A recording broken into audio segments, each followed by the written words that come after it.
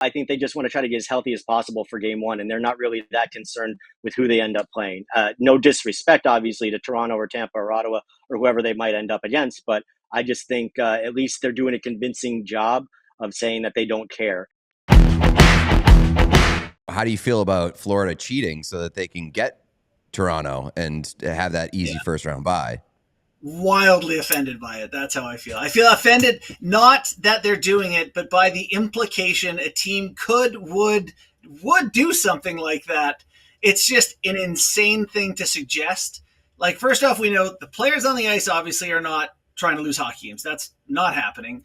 We could say that the management is trying to, withhold players, which, smart to rest your guys through the playoffs, withhold players to lose so you could get the Leafs. But if you think the Leafs are bad, they're going to get caught by Tampa, and you're going to get Tampa. You don't really know who's going to finish there, so you're going to tank on the off chance that you think you're going to get the Leafs not to. It's asinine, this whole, the Florida's trying to do something. They're trying to be the best version of themselves they can for playoffs. They got Barkov, Reinhart, Forsling in tonight. They're trying to win hockey games. So, yeah, I just can't even believe I've had to have this discussion several times. No, so therein lies the rub. They don't think the Leafs are bad. They think the Leafs are fraud-ass pumpkins. Mm-hmm. They think they're going to be able to handle their lowercase b business for the rest of the year, and they'll win the Atlantic when us and our friends in Tampa aren't trying to win the Atlantic. Right. And so then who's making that decision? That's the players think that, or that's management thinks that? I think that it is. They operate as a team. Yes, They win and lose as a team. They collectively go in the room and be like, "Okay, we want to not win a few games because we believe the Leafs are going to beat Tampa and win the division." Yeah, Roberto you don't Luongo think gives Johnny Joke Maker Paul Maurice is capable of sending that message? No, I don't. It would be placing a bet the same way we place bets on hockey games for an outcome that you don't know that you're going to get.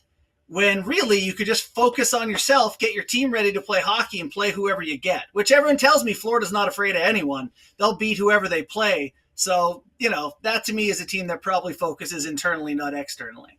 But you're not considering whether or not this is fear-based, but more out of fun-based. I think that Brad Marchand got there and was like, guys, we can do the classic thing. We have the chance to do the funniest thing ever. And they got the funniest coach in the league. You don't think he's like, I will succumb to funny. I will do the funniest thing possible. I'm in. If they are doing this for everyone's amusement, in particular their own, it would be the greatest Stanley Cup victory of all time to just go mop the Leafs in round one on purpose from a wild card seed, then win it. That would be. Not only did they win the Stanley Cup, they did a bit. It was pretty cool. Best Stanley Cup parade ever is just to reveal that you did a bit to get there. Yeah. Love that. So I think you're on board with that. So per Justin Bourne, the Panthers are doing it, and we'll see how that works out for the Maple Leafs. Justin, you are the greatest. Thanks for coming on. Yeah, thanks for having me, guys. Talk to you soon. Always appreciate it. All right, let's do a quick line change and go from Justin Bourne discussing the Panthers at the end there to David Dwork of the Hockey News, and as I said off the top, hockey show on Meadowlark Media. You gotta check it out with Roy. With just an incredible cast of characters. David is in Florida, I believe was at morning skate for Maple Leafs Panthers. David, how are you, my friend? I'm doing good, DJ Pete. Thanks for having me on. Of course. Okay, your guys are cheating.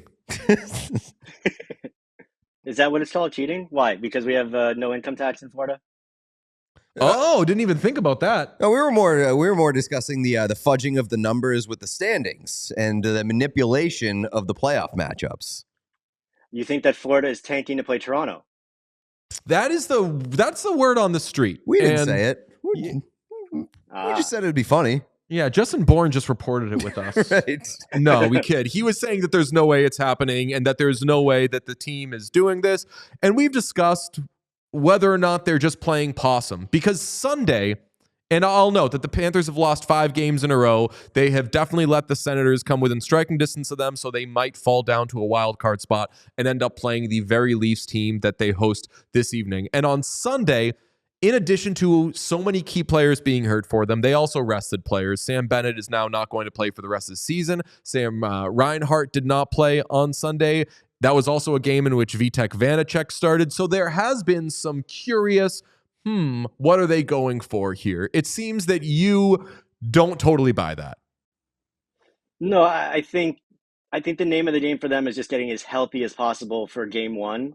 They already aren't sure if Matthew Tkachuk's going to be back for game one or when during the first round. Aaron Ekblad's going to be out till game three of the first round. So right now they just want to be as healthy as possible. That's why Paul Maurice said that they're going to hold out Sam Bennett, who's got an upper body injury that he said is new and it's not new. So it kind of tells you, like, Bennett's been battling something for a while now, which, I mean, it's no surprise there. But, as you said, Barkov was out the other night. Reinhart was out the other night. Forsling was out the other night.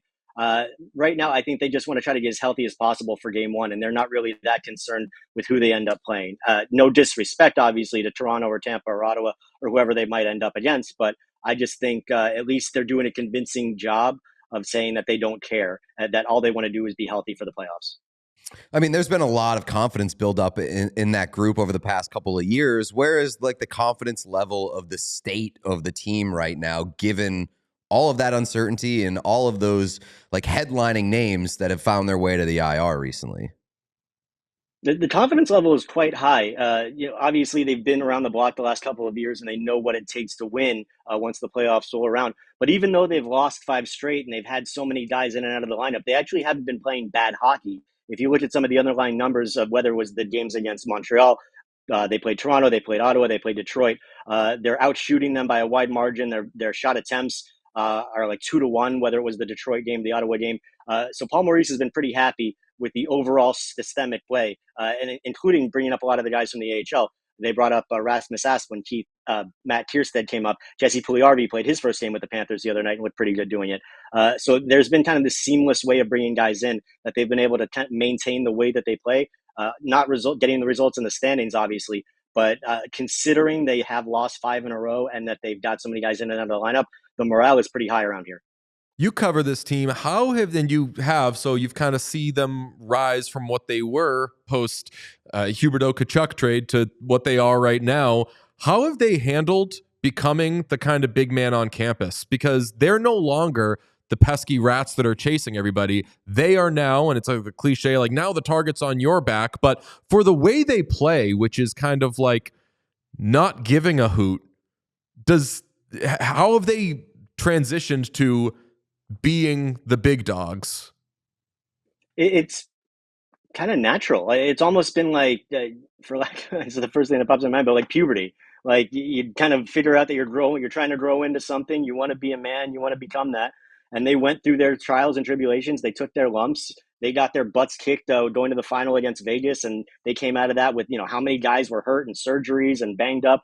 So they've kind of earned their spot atop the mountain, and they want to be that come and get me if you can kind of mentality. And that's what every hockey player wants, I think, is to be the best and to be able to be at the best of yourself and at your profession. I just kind of think it all comes back to like what Bill Zito has brought in. He's brought in obviously skilled players, but they've really prioritized the character element and bringing in just good, solid people. And that's bred this amazing environment that they have in the locker room. And that's put them in a position to where they're really mature and they're really ready for this and they feel really good about it. I'm curious, like, what is the appetite for the Battle of Florida in the first round down there? Is it something that's wanted? Is it something that like maybe is a little like scary? I feel like this is the first time. Obviously, they've met before, but this feels like the first time that it would be both teams close to the height of their powers. The Lightning aren't necessarily what they were during their consistent runs. But I feel like they're back to being a powerhouse in the Eastern Conference where they weren't last year. I don't know if there's as much excitement just for the whole Florida-Tampa matchup because this would be the 4th time in 5 years that we've seen it. So the vanity, I think, is maybe worn off a little bit in that regard. I think the excitement level would just be kind of what you just talked about, that these two teams are playing so good right now. And whether it's Panthers players or Panthers fans, there's a lot of respect for Tampa Bay. Even last year when they played in the first round and 4-1 in 5 games, but it was still a very tight series, a lot of 1-goal games other than game 5.